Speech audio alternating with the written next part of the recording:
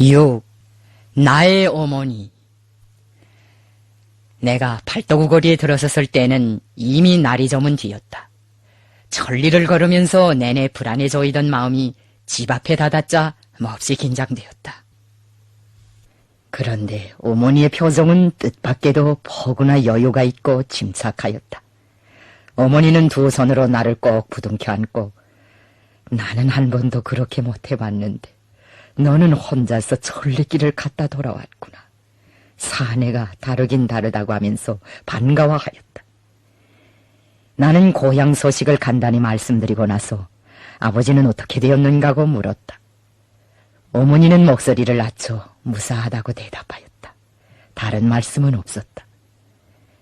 나는 어머니의 기색을 보아 아버지가 급한 고비는 모면하였지만 여전히 위험이 뒤따르며 그 때문에 주변의 눈과 귀를 몹시 조심한다는 것을 눈치챘다. 나는 만경대에서 떠날 때 받은 노자를 아껴 사가지고 온 과자를 동생들한테 안겨주고는 온밤 가족들과 함께 쌓이고 쌓인 회포를 풀리라고 생각하였다. 그런데 어머니는 저녁밥을 한 상 차려주고는 나보고 여기는 놈들의 감시가 심하니 인차 집을 떠나라고 하였다. 아버지가 있는 것도 안 대주고 아버지는 무사히 갔는데 너도 가야겠다고 하였다. 평소에 그렇게도 부드럽고 인자하던 어머니가 그때만은 내 의향이나 심정 같은 것은 안중에도 두지 않고 옴동설안의 천리길을 걸어온 그것도 2년 만에 만나보는 자식을 하룻밤도 재우지 않고 그날 밤으로 또 떠나라고 하는 것이었다. 나는 기가 막혀 아무 말도 못하고 덤덤히 서 있었다. 동생들까지 데리고 떠나라는 말씀에 겨우 어머니는 어떻게 하겠는가고 물었다. 나는 신파에 간 삼촌을 기다린다. 삼촌이 돌아오면 여기 세간들을 정리하고 뒤처리를 해야겠다. 너희들이나 빨리 떠나가거라. 어머니의 말씀이었다. 어머니는 님강 로경든의 집에 가되 아무도 몰래 조용히 떠나야 한다고 당부하고 나서 송십장에게 발구 부탁을 하였다. 송십장은 부탁을 선선히 들어주었다. 본명은 송병철이었는데 십장들처럼 우쭐렁거리는 부를 수 있다고 하여 팔도구 사람들은 이름 대신 그를 송십장이라고 불렀다. 우리는 이 송십장의 도움으로 발구를 타고 팔도구를 떠나 림강으로 가게 되었다. 내가 일평생 혁명을 하면서 리별도 수많이 해보고 상봉도 수없이 겪어보았지만 이런 특이한 경우는 단 한 번밖에 체험해보지 못하였다. 만경대에서부터 근 보름 동안이나 걸어와 여장을 풀어보지 못한 채 그날 밤으로 다시 길을 떠나면서 나는 어머니에 대해 많은 생각을 하였다. 우리 어머니는 성격이 부드럽고 온화하였다. 아버지는 혁명하는 사람으로서 성격이 강하고 엄한 분이었으므로 따뜻한 사랑은 내가 어머니에게서 더 많이 받았다. 내가 2년 전에 저국으로 공부를 떠나게 됐을 때 그리도 나를 떼어놓기 힘들어하던 인정만하는 어머니였다. 만경대 할머니가 우리 아버지를 봄보다 더 무서운 사람이라고 말씀하였지만 그런 아버지가 옆에 있으니 어떻게 하지 못했으나 실상 그때 나는 말없는 어머니의 눈물을 느끼었다. 성품으로 봐 내가 아들이 아니라 하더라도 14살 나는 아이가 천리길을 걸어 집 앞에서 날이 저물었다면 억지로라도 끌어들여 따뜻이 먹여주고 재워줄 어머니였다. 어느 해 봄날 강 건너 후창 땅에서 웬 다리와 목덜미에 정초가 생겨서 중태에 빠진 아이가 자기 큰아버지 등에 업혀 우리 집으로 온 적이 있었다. 부모들이 가정불화로 이혼을 하였기 때문에 큰아버지네 집에 얹혀 사는 불쌍한 아이였다. 아버지가 진찰을 끝내고 어머니에게 이 아이는 다리를 수술하게 되면 걸어다니지 못하겠는데 치료기간 우리 집에 있게 해야겠다고 말씀하자 어머니는 더 이럴 때가 있겠느냐고 하면서 한마디로 응하였다.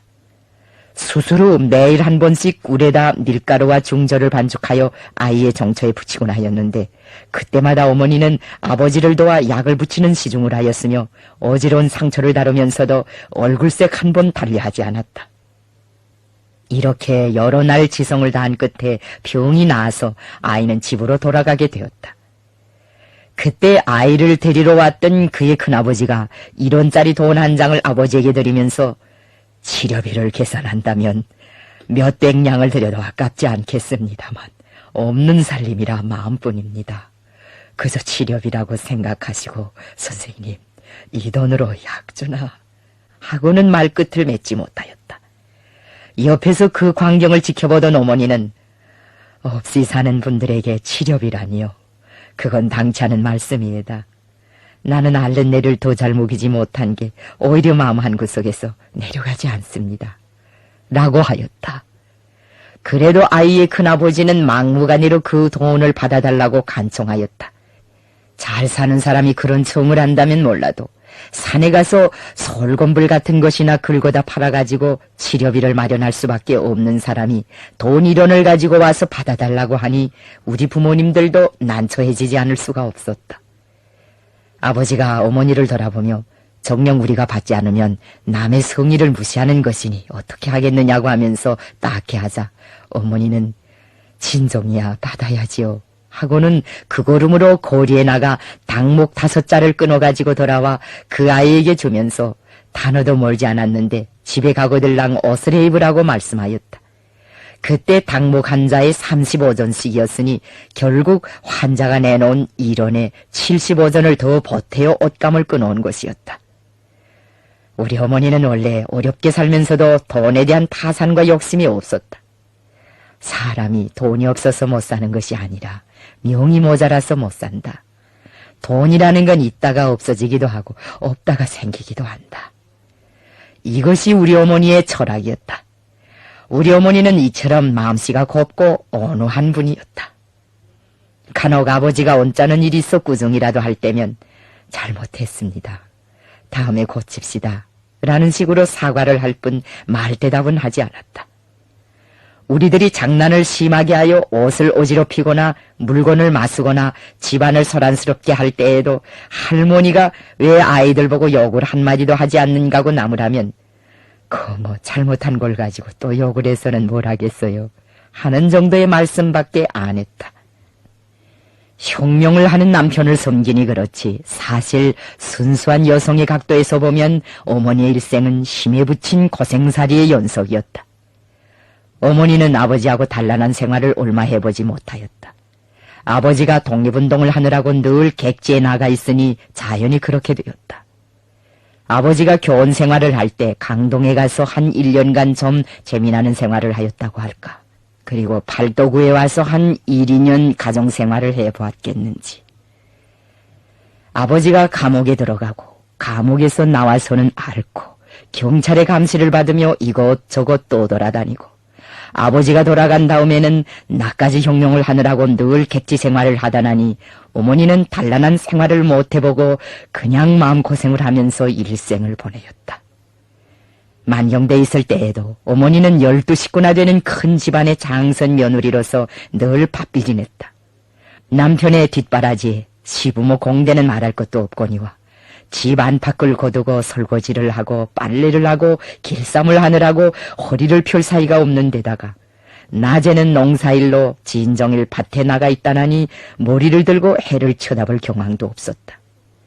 번건이 심하고 예의범절이 까다로운 그때 큰 집에 만며느리 구실을 한다는 것이 간단치 않은 일이었다. 어쩌다가 밥을 하였을 때에도 어머니한테만은 가마치가 차려졌고 죽을 쓴 날에는 제일 멀건 것을 잡숫곤 하였다. 일이 좀 고달플 때면 어머니는 삼촌어머니와 함께 예배당으로 가곤 하였다. 성산이라면 지금의 군사대학이 있는 곳인데 거기에 장로교 계통의 예배당이 하나 있었다. 남리와 그 주변에는 기독교를 믿는 신자들이 적지 않았다. 살아서 사람다운 생활을 못하니 예수의 가르침을 잘 따르다가 죽어서 천당이라도 가보자고 생각하는 사람들이 없지 않았다. 어른들이 예배당에 갈 때면 아이들도 따라가서 예배를 보곤 하였다. 신자의 대우를 누리려고 예배당 측에서는 이따금씩 아이들에게 사탕도 주고 공책도 주었다. 아이들은 그것을 받아보는 못에 일요일만 되면 패를 지어 성산으로 밀려가곤 하였다. 나도 처음에는 호기심이 나서 동무들과 함께 가끔 성산으로 다녔다. 그러나 동심에 맞지 않는 엄숙한 종교의식과 목사의 단조로운 설교의 실증을 느낀 다음부터는 예배당에 잘 다니지 않았다. 어느 일요일날 나는 할머니가 다려준 콩엿을 먹으면서 아버지에게 말했다. 아버지, 오늘은 예배당에 안 갈래요. 예배를 구경하는 게 재미없어요. 아버지는 아직 철부지라고 할 수밖에 없는 나어린 나를 앉혀놓고 이런 말씀을 하였다. 가고 안 가는 거야. 내 마음대로지. 사실상 예배당이라는 데는 아무것도 없다. 그러니 안 가도 좋다. 너는 예수보다도 자기 나라를 더 믿고 자기 나라 사람들을 더 믿어야 한다. 그리고 나라를 위해서 큰 일을 할 생각을 해야 한다. 이런 말씀을 들은 다음부터 나는 예배당에 잘 다니지 않았다. 칠골에서 학교를 다닐 때에도 예배당에 다니지 않는 학생들을 통제하였지만 한 번도 가지 않았다. 나는 예수의 복음이 우리 인민이 겪고 있는 비극과는 너무나도 거리가 멀다고 생각하였다. 예수의 교리 가운데 인도주의적인 것도 많았으나 민족의 운명을 두고 깊은 고뇌에 빠져있던 나에게는 구구계로 부르는 역사의 외침소리가 그보다 더 절박하게 들렸다. 사상으로 보면 아버지도 무신론자였다. 그러나 신학을 가르치던 숭실중학교 출신이었기 때문에 아버지의 주위에는 교인들이 많았고 따라서 나도 교인들과의 접촉을 많이 하였다. 어떤 사람들은 내가 성장 과정에 기독교적인 영향을 많이 받지 않았는가 하고 묻는데 나는 종교적 영향은 받지 않았지만 기독교 신자들에게서 인간적으로 도움을 많이 받았다. 그리고 그들에게 사상적 영향도 주었다. 온 세상 사람들이 평화롭고 화목하게 살기를 바라는 기독교적 정신과 인간의 자주적인 삶을 주장하는 나의 사상은 모순되지 않는다고 나는 생각한다. 나는 어머니가 예배당에 갈 때에만 성산으로 다녔다. 어머니는 예배당에 다녔지만 예수를 믿지 않았다. 어느 날 나는 어머니에게 슬그머니 물어보았다. 어머니는 하느님이 정말 있어서 예배당에 다니시나요? 어머니는 웃으면서 머리를 가로 흔들었다. 무엇이 있어서 다니는 건 아니다. 죽은 후에 천당 가서는 뭘 하겠니? 사실은 너무 피곤해서 좀 쉬자고 간다. 그 말씀을 들으니 어머니가 불쌍하고 더 정이 들었다. 어머니는 예배당에서 기도를 드리다가도 피곤에 못 이겨 졸군하였다. 그러다가 목사가 뭐라고 한 후 모두가 아멘 하고 일어날 때에야 잠에서 깨어났다. 아멘 소리가 난 뒤에도 잠에 몰려 깨어나지 못하면 내가 슬그머니 흔들어서 어머니에게 기도가 끝났다는 것을 알려드리곤 하였다. 어느 날 저녁 나는 아이들과 같이 만경대 뒷고개에 있는 상고막 앞을 지나게 되었다. 동네에서 장례를 지낼 때 쓰는 상구를 보관해두는 막이었다. 우리들은 어렸을 때 그 상고막을 몹시 무서워하였다. 우리가 그 막 앞을 지날 때 한 아이가 야! 저기서 귀신이 나온다! 하고 소리쳤다. 그 바람에 우리는 막에서 정말 무엇이 나오는 것 같아서 신발이 벗겨지는 줄도 모르고 냅다 뛰었다. 그날 저녁에는 모두 무서워서 집에도 돌아 못 가고 동문의 집에서 자다가 새벽녘이야 집에 돌아오면서 신들을 얻어가지고 갔다. 집에 돌아와서 그 사연을 이야기했더니 어머니는 이렇게 말씀하는 것이었다. 그런 곳을 지날 때에는 노래를 불러라. 노래를 부르면 무엇이든지 무서워 못 나온단다. 노래를 부르면 무서운 기운이 없어지리라고 생각해서 그렇게 가르쳐 주었을 것이다. 그 후부터 나는 노래를 부르며 그 상고막 앞을 지나다니곤 하였다. 평시에는 이처럼 온순하고 무도한 어머니였지만 적들 앞에서는 기상이 도도하고 강해하였다. 봉아리에서 아버지를 체포해간 일제경찰들이 몇 시간 후 우리 집에 달려들어 수색을 할 때였다. 그들이 비밀 문건을 찾아내려고 집안을 뒤지기 시작하자 어머니는 성이 나서 볼테면 보라 하고 자신의 손으로 옷가지들을 막 내던지고 찢어내치면서 무서운 기상으로 맞섰다. 그러자 놈들은 기가 죽어서 어쩌지 못하고 돌아가 버렸다. 우리 어머니는 이런 어머니였다. 그날 밤 따라 압록강가에서는 눈보라가 몹시 세차게 일었다. 수림을 통째로 쓸어버릴 것 같은 사나운 바람소리와 맹수의 울음소리로 가득 찬 심야의 어둠은 내 마음속에 자리 잡고 있던 망국의 상처를 더 아프게 건드려 놓았다. 나는 무서워 떠는 동생들을 꼭 껴안고 어두운 두 나라 지경의 오름으로 발굴을 타고 가면서 참으로 혁명의 길은 간단치 않고 어머니의 사랑 또한 쉽지 않은 것이구나 하는 것을 느꼈다. 우리는 셋이 다 추워서 이불을 들쓰고 우덜우덜 떨었다. 캄캄한 밤이었으므로 동생들은 그냥 무섭다고 하면서 내 곁에서 떨어지지 않았다. 우리는 오굽이라는 조선적 기슭에서 하룻밤을 자고 다음날 림강에 도착하였다. 알고 보니 로경드라는 사람은 전에 우리가 림강에서 살 때 집을 주선해주고 아버지한테 자주 찾아와 구군을 운운하곤 하던 9년의 객주집 주인이었다. 그는 우리 형제들을 큰 손님처럼 따뜻이 맞이해주고 환대해 주었다. 그 집은 7칸짜리 양통집이었는데 우리는 제일 조용한 두 번째 건너방에 있었다. 부엌을 사이에 두고 건너편에는 객방이 3개나 있었다. 그 방들은 늘 손님들로 붐비었다. 만주에서 림강을 거쳐 조선으로 나가는 사람들이나 조선에서 림강을 거쳐 만주로 들어가는 사람들은 대체로 이 객주집에 들렸다가 떠나곤 하였다. 로경두의 집은 독립운동자들의 숙박소나 다름없었다. 로경두는 반일사상이 강한 민족주의자로서 성격이 온화하면서도 고집이 세고 강의하였다.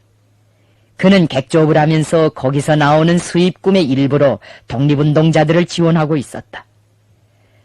밥장사나 하면서 그날그날을 근근히 살아가는 형편이었으므로 그것도 한계 노동이라고 말할 수 있었다.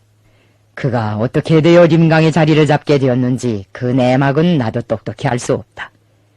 그때 사람들이 하는 말을 들어보면 로경두는 독립운동 자금을 뽑으려고 중석광을 실어내가는 어떤 사건에 관련되어 한동안 단동지방에 숨어 살다가 사건이 가라앉은 다음에 더 안전한 피신처를 찾아 림강에 이주했다는 것이었다. 그의 본적지는 대동군 고평면 자리였다. 자리는 순화강을 사이에 두고 우리 고향 남리와 맞닿아 있는 동네이다. 로경두는 원래 착실한 농사꾼이었던 것이 우리 아버지를 알게 된 다음부터 집에는 얼마 있지 않고 내내 독립운동을 한다고 하면서 나돌아다녔다고 한다. 그래서 농사도 안 하고 장돌뱅이 노릇을 한다고 온 집안의 미움을 샀다는 것이다. 그는 썰물이 지면 순화강을 건너 남리에 와서 우리 아버지를 만나곤 하였다. 이런 연고가 있어서 그런지 로경두는 우리를 잘 먹여주고 잘 보호해 주었다. 나와 우리 가정이 있어서 로경두는 큰 은인이었다. 한 달 가까이 객주집에 있는 동안 그는 자기 집의 것을 다 보내어 우리들의 시중을 들어주면서도 다른 기색을 전혀 나타내지 않고 시종일관 웃는 얼굴로 우리를 대해주었다. 한 번은 자기 돈을 내어 무성에 계시는 아버지에게 장거리 전화까지 걸도록 해주었다. 그 덕에 나는 난생 처음 전화를 해보았다. 그때 아버지가 아이들의 목소리를 다 듣고 싶다고 하는 바람에 우리 형제들은 어머니와 함께 한 번씩 다 전화를 해보았다. 어머니는 약속한 날짜에 형권 삼촌을 데리고 림강에 왔다. 오자마자 시가지 구경을 하자고 하면서 우리를 데리고 중국 요리집으로 갔다. 우리들에게 교주 한 그릇씩 사주고는 이것저것 물었다. 처음에는 한 달 가까이 남의 집에서 도부살이를 해온 자식들에게 맛있는 음식을 푸짐히 먹이고 싶어 그러는가 보다고 심상하게 따라 들어갔는데 실상은 음식보다도 그동안 우리가 지내온 경의를 듣고 싶어 밖으로 데리고 나왔다는 것을 알게 되었다. 그 사이 객주집에 수상한 사람들이 나타나서 너희들을 찾는 일이 없었느냐? 누구네 집에 놀러 갔다가 온 일은 없었느냐? 너희들이 노경두네 집에 와 있다는 것을 아는 사람들이 몇이나 되느냐? 이렇게 일일이 묻고 나서 어머니는 우리에게 어디 나가서 김용직의 아들이라는 말을 절대로 입 밖에 내지 말라는 것과 세고장으로 떠나갈 때까지 매사에 단단히 주의해야 한다는 것을 곱씹어 당부하였다. 림강에 와서도 어머니는 역시 우리들 때문에 발편잠을 자지 못하였다. 깊은 밤 밖에서 바스락거리는 소리만 들려도 잠자리에서 일어나 숨을 죽이고 귀를 기울이곤 하였다. 자식들에게 무슨 화라도 미칠까 보아 한시도 마음을 못 넣는 저런 어머니가 림강으로 우리를 또미로 보내던 그날은 어쩌면 그렇게도 단호한 태도를 취할 수 있었을까. 생각하면 그것은 참된 어머니의 사랑, 혁명적인 사랑이었다. 이 세상에서 어머니의 사랑처럼 따뜻하고 진실하고 변함없는 사랑은 없을 것이다. 꾸짖어도 매질을 해도 아프지 않은 것이 어머니의 사랑이며 자식을 위해서라면 하늘의 별이라도 따오는 것이 어머니의 사랑이다. 그 사랑은 대가를 모른다. 그 시절의 어머니의 모습이 지금도 이따금씩 내 꿈에 나타나곤 한다.